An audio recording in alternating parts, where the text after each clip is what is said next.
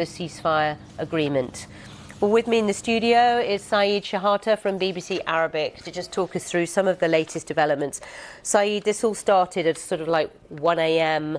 GMT. Just talk us through what you know. Bad news, because after the agreement was written and started in 19th of January, and the release of hostages, aid going on into Gaza, and situation is getting better, the problem of not moving to second stage of the agreement led to this thing. So the intensive strikes of the Israeli army at different locations in Gaza, north, south, in the center, Rafah, Khan Yunis, Jabalia, Al-Brej, many places, and more than 200 people were killed.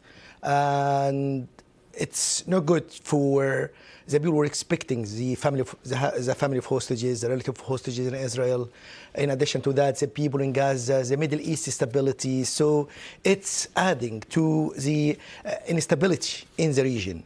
And one of the people killed is the deputy interior minister of the Hamas government, Mahmoud Abu Atfa, and other security personnel and people, civilian from different places, and some people injured. So that's a bad news. But the Israeli said the targeting what they call terror targets belonging to Hamas. Hamas denying that and saying Israel violating the terms of the ceasefire, because the second stage was supposed to start on 3rd of February, on the 16th day of the first stage of the 42 days.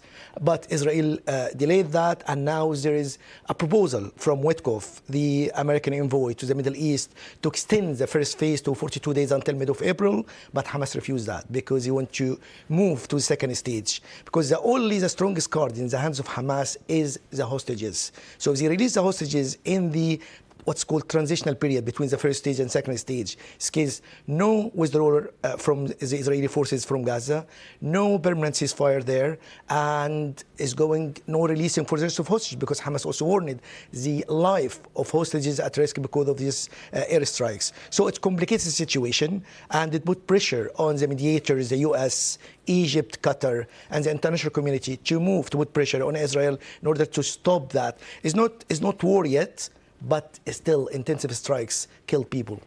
Washington, we hear, was informed about this action prior to it happening on the part of the Israeli Defense Forces. Israel is saying that this will expand beyond airstrikes. So what do we think might happen next?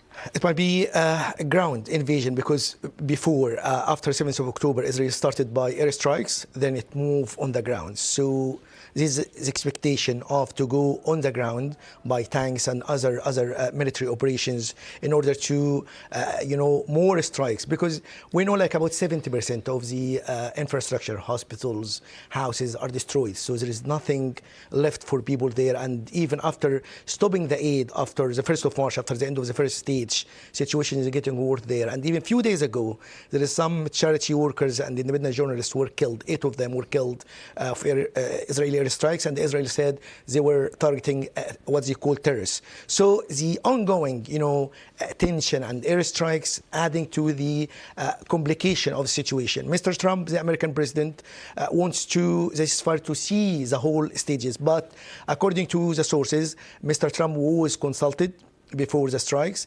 and he gave the green light for Israel to do that because he didn't release the hostage. But Hamas will not release the hostage unless they move in second stage. So it's a problematic situation. Okay, Saeed, thank you so much. Well, let's now